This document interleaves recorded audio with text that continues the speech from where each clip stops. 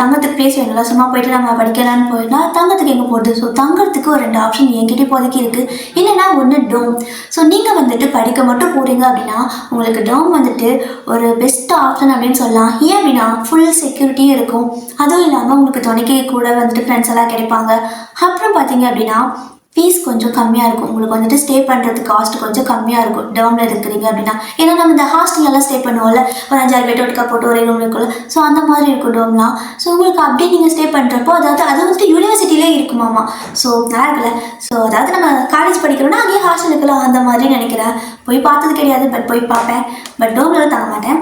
But நான் உங்களுக்கு சொல்கிறேன், மேபி நீங்கள் படிக்கிறதுக்கு மட்டும் போகிறீங்க அப்படின்னா டோம் வந்துட்டு உங்களுக்கு பெஸ்ட் ஆப்ஷன் ஃபஸ்ட்டு ஸ்டார்டிங்கில். ஏன்னா எதுவுமே தெரியாமல் எங்காவது போய் தங்குறதுக்கு கொஞ்சம் இந்த மாதிரி சேஃபஸ்ட் ஜோனில் வந்து தங்குறது பெஸ்ட்டு. ரெண்டாவது பார்த்தீங்கன்னா கோஷிமோன் அப்படின்னு சொல்லுவாங்க. ஸோ உங்கள் மிமி சூஸ் பண்ணிக்கிறது பார்த்தீங்க அப்படின்னா கோஷிமோன். ஸோ கோஷிமோன் அப்படின்னா நான் வந்துட்டு எப்படியுமே லூனியாக இருக்கிறது எனக்கு ரொம்ப பிடிக்கும். யாராவது இருந்தாங்கன்னா எனக்கு அங்கே இருக்கிறதுக்கு பிடிக்காது. கொஞ்சம் நிறைய பேர் ஒரு 4-5 பேர் ஒட்டுக்காண்டாவே எனக்கு ஒரு மாதிரி ஆயிடும், மூச்சு முட்டும்.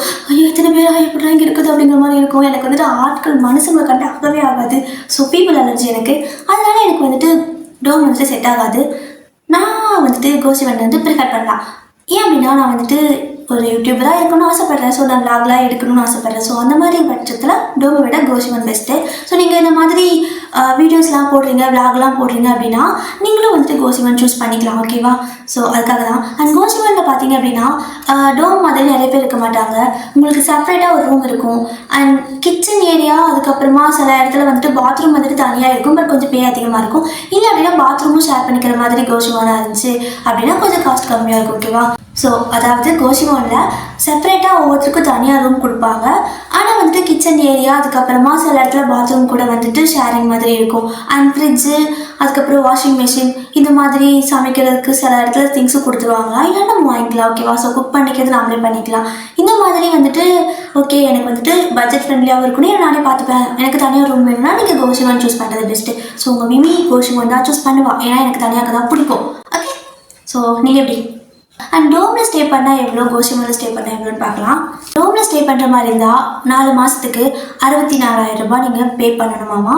அதே வந்துட்டு கோஷிமோனாக இருந்துச்சு அப்படின்னா ஒரு வருஷத்துக்கு 2 to 2.25 லட்சம் வரைக்கும் ஆகும் அப்படிங்கிற மாதிரி. அதாவது ஒரு வருஷத்துக்கு ஆக்சுவலாக இந்த 2 to 2.25 லட்சம் அப்படிங்கிறது அந்த கோஷிமோன் பேமெண்ட் போல்.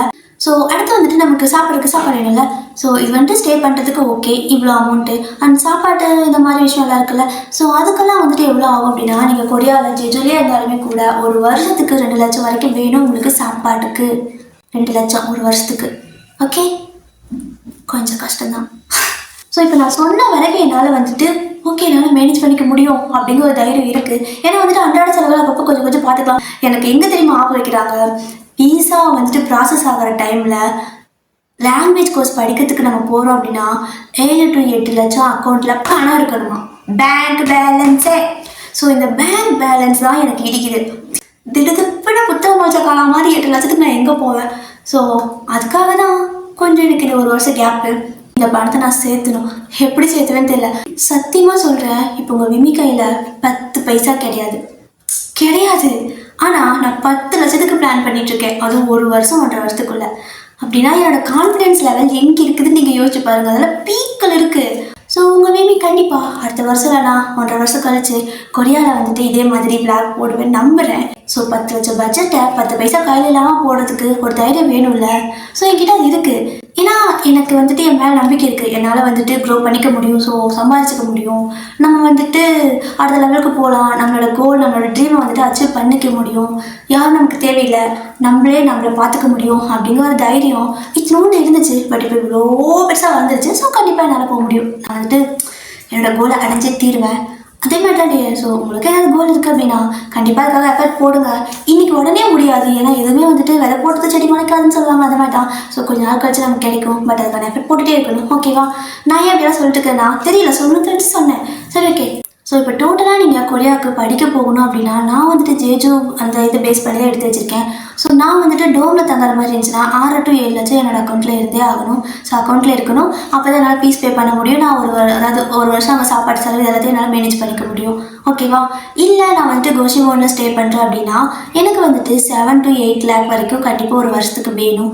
ஒரு வருஷம் நான் வந்துட்டு அதாவது இது வந்துட்டு நல்லா கொஞ்சம் கட்டுப்பாடாக நம்ம வந்துட்டு மணி வந்துட்டு ரொம்ப செலவு பண்ணாத, ஆடம்பரமாக ட்ரெஸ்லாம் வாங்காமல் கரெக்டாக இருக்கும் பார்த்தீங்களா? ஸோ அந்த மாதிரி பீப்புளுக்கு வந்துட்டு இது ஓகே தான். பட் கொஞ்சம் நம்ம ஆடம்பரமாக செலவு பண்ணுவோம், நினச்சதை வாங்குவோம் அப்படிங்கிற மாதிரி தான் கையில் ஒரு 10 லட்சம் வச்சுக்கிறது பெஸ்ட் ஆப்ஷன். ஓகே, ஸோ நான் வந்துட்டு எனக்கு ட்ரெஸ் கூட வாங்க பிடிக்காது. ஏன்னா தெரியல, எனக்கு அந்தளவுக்கு ட்ரெஸ்லாம் வாங்க பிடிக்காது. ஸோ எனக்கு அந்தளவுக்கு எந்த செலவும் வராது. ஸோ ஃபைனலாக பார்த்தீங்கன்னா ஒரு 8 லட்சம் வரைக்கும் நம்ம கையில் இருந்தால் தாராளமாக கொரியாவில் போய் படிக்கலாம். பட் முக்கியம் நல்லா படிக்கணும். ஸோ அப்போ தான் நீங்கள் நல்லா படிச்சிங்கன்னா மட்டும்தான், டாபிக் பாஸ் பண்ணால் மட்டும்தான் உங்களால் கொரியாவில் வந்துட்டு எங்காவது ஜாபுக்கு அப்ளை பண்ண முடியும். நீங்கள் கொரியாலேயே இருக்கணும், ஸ்டே பண்ணணும்னு சொல்லி ஒரு ஆசையில் இருந்தீங்க அப்படின்னா கண்டிப்பாக உங்களுக்கு டாபிக் பாஸ் பண்ணியிருக்கணும், கொஞ்சம் நல்ல மார்க்கு வாங்கணும். ஓகேவா? ஸோ அது ரொம்ப பேசிக், அது ரொம்ப மஸ்ட்டு, அதை மட்டும் மறந்துடாதீங்க. ஓகே டே, ஸோ வீடியோ அவ்வளோதான்.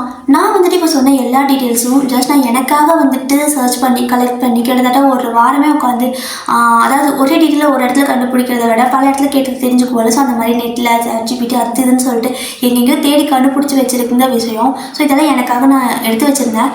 பட் உங்களுக்கு யூஸ் ஆகும்ல. ஸோ அதனால் வந்துட்டு மேபி இப்போ ஒரு 100 பேர் இருக்காங்கன்னு வைங்களேன். 100 பேருக்கு கொரியா போக ஆசை இருந்தால் அதில் 50 பேர் வந்துட்டு ஃபுல்லாக ரொம்பவே ஆசையாக இருப்பாங்க, 50 பேர் சும்மா ஒரு ஆசைக்கு இருப்பாங்க.